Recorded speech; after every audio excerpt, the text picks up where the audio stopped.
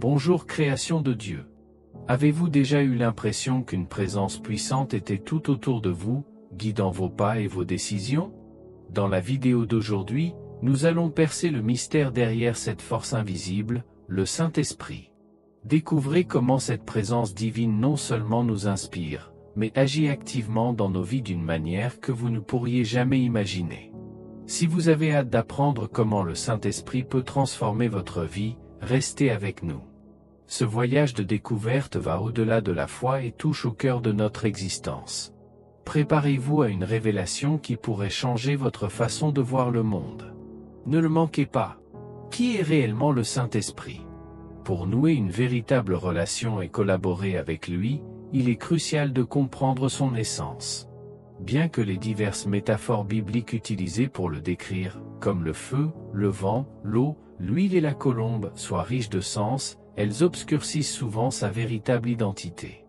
Allons droit au but, le Saint-Esprit est une expression divine, partie intégrante de la Trinité, aux côtés du Père et du Fils, pleinement Dieu. L'importance du Saint-Esprit est soulignée dans les paroles de Jésus à ses disciples avant de monter au ciel. Allez donc et faites de toutes les nations des disciples, en les baptisant au nom du Père, du Fils et du Saint-Esprit. Matthieu 28 verset 19.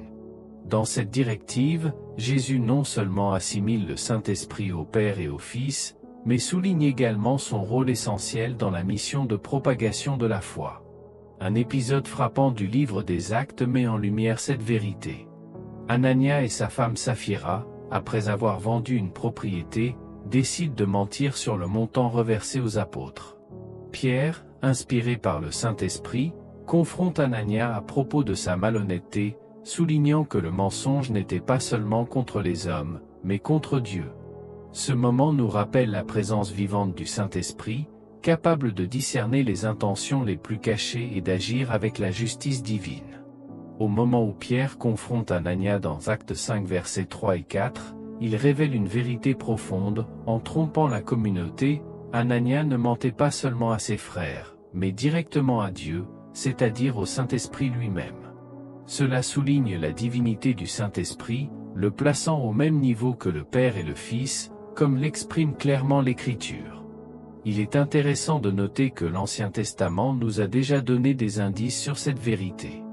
Lorsqu'Isaïe fut chargé, dans 6 versets 9, de délivrer un message d'aveuglement spirituel au peuple d'Israël, ce même message est attribué au Saint-Esprit par Paul dans Actes 28, versets 25 et 26. Il déclare que c'est le Saint-Esprit qui parla. À travers Isaïe, soulignant la continuité de sa présence et de son action depuis les temps anciens jusqu'à la venue du Christ et au-delà.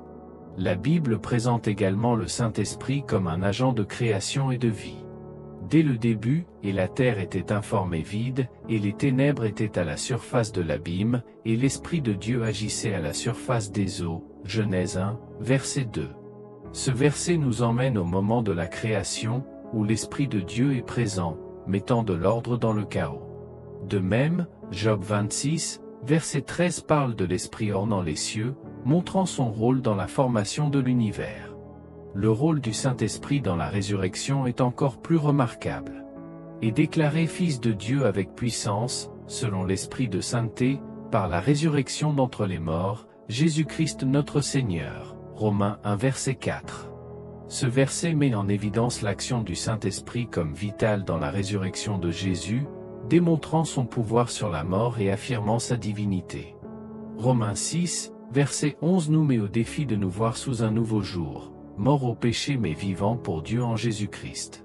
Cette transformation n'est pas superficielle, c'est une métamorphose orchestrée par le Saint-Esprit, nous permettant de vivre une renaissance spirituelle. Comme Jésus l'a souligné dans Jean 3 versets 5 et 7, mais avec le Saint-Esprit, entité divine et personnelle, il existe la possibilité d'un dialogue profond et d'une véritable assistance. Cette relation intime est illustrée dans la tradition de prière trouvée dans le cantique coréen, qui contient des hymnes dédiés au Saint-Esprit. L'un de ces hymnes commence par un appel émouvant. « Esprit du Dieu vivant, laisse-toi refroidir sur moi. » Cette demande n'a de sens que si nous comprenons le Saint-Esprit comme une personne capable de connaître, de répondre et d'intervenir de manière personnelle et directe dans nos circonstances. Il y a souvent une confusion entre être une personne et avoir un corps physique. Cependant, la Bible nous enseigne que la personnalité transcende le physique. La résurrection de Jésus introduit une perspective dans laquelle, même sans forme physique traditionnelle, sa personnalité reste intacte. De même, la personnalité du Père est indiscutable, bien qu'on ne l'ait jamais vu, réitérant que Dieu est esprit. Jean 4 verset 24. Comprendre que la personnalité ne dépend pas de la présence d'un corps physique est essentiel.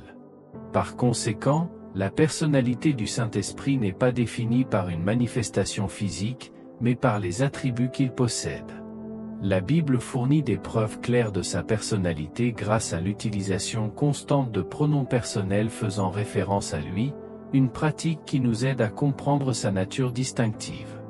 Par exemple, dans Jean 15 verset 26, Jésus se réfère au Saint-Esprit comme à « l'avocat » qui témoigne du Christ, en utilisant des pronoms personnels qui indiquent l'action et la volonté.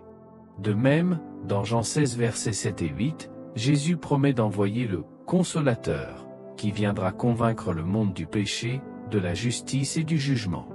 De plus, Jean 16 verset 13 souligne que l'Esprit de vérité guidera les fidèles vers toute la vérité, en disant ce qu'il entend et en annonçant l'avenir, fonction qui implique communication, intention et conscience.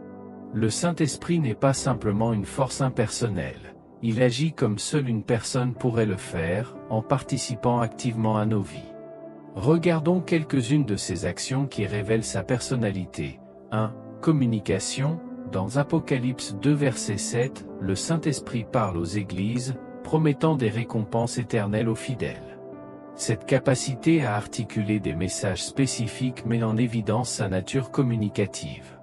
2. De support. Romains 8 verset 26 montre le Saint-Esprit comme une aide dans les moments de faiblesse, offrant un soutien lorsque nous en avons le plus besoin. 3. Intercession. Également dans Romains 8 verset 26, nous apprenons que le Saint-Esprit non seulement nous soutient, mais prie aussi pour nous, intercédant avec des gémissements inexprimables. 4. Enseignement. Jean 14 verset 26 révèle l'Esprit comme un éducateur divin, nous enseignant et nous rappelant les enseignements de Jésus, garantissant que sa sagesse et ses instructions restent avec nous. 5. Témoignage. Dans Jean 15 verset 26, le Saint-Esprit est décrit comme témoignant de Jésus, affirmant la vérité sur lui et son œuvre salvatrice. 6. Le conseil. Jean 16 verset 13 nous assure que l'Esprit de vérité nous guidera dans toute la vérité, ne parlant pas de sa propre autorité, mais transmettant ce qu'il entend et annonçant l'avenir. Cette direction, Actes 16 versets 6 et 7 montre le Saint-Esprit dirigeant la mission des apôtres, les empêchant de prêcher dans certains domaines et guidant leur chemin pour accomplir le dessein divin. 8. Appel et rendez-vous.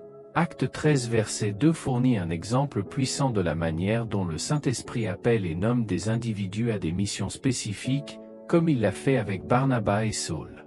Cet acte d'appeler les gens à l'œuvre de Dieu illustre son autorité et son intention. 9. Réconfort pour les fidèles.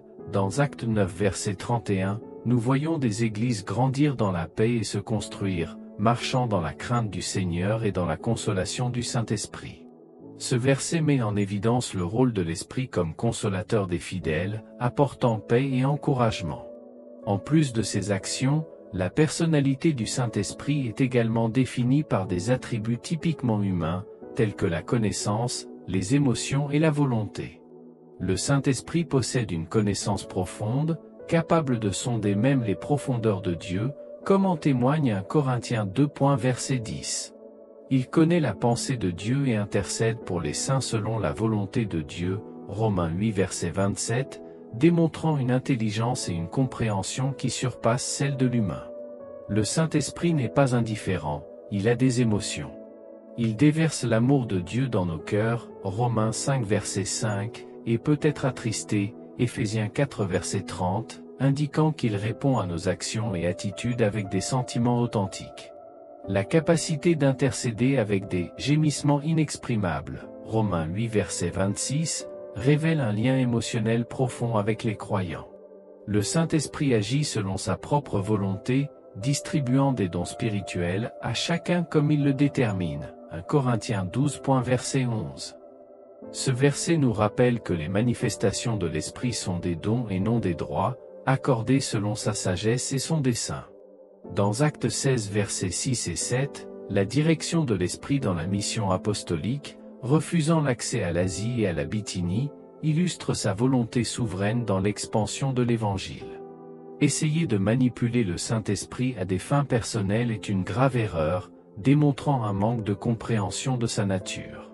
Le Saint-Esprit n'est pas un outil à notre disposition, mais un Dieu personnel qui nous appelle à participer à son plan rédempteur, nous poussant au-delà de nos agendas pour accomplir sa volonté. La personnalité du Saint-Esprit, composée de connaissances, d'émotions et de volonté, nous appelle non seulement à une relation plus profonde avec lui, mais exige également notre respect et notre adoration. Il demeure parmi nous, travaillant en nous et à travers nous, nous guidant dans notre voyage spirituel et notre mission évangélique. Reconnaissant le Saint-Esprit comme Dieu, nous sommes invités à l'adorer véritablement, en répondant à son amour et à sa souveraineté par la prière et la gratitude. Père Céleste, nous te remercions pour ton amour et la présence constante du Saint-Esprit dans nos vies. Nous te demandons de nous guider chaque jour, nous permettant de vivre selon ta volonté.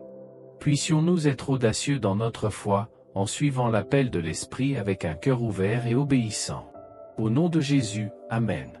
Alors que nous terminons cet incroyable voyage aujourd'hui, j'espère que vous avez ressenti la profondeur et la puissance du Saint-Esprit d'une toute nouvelle manière.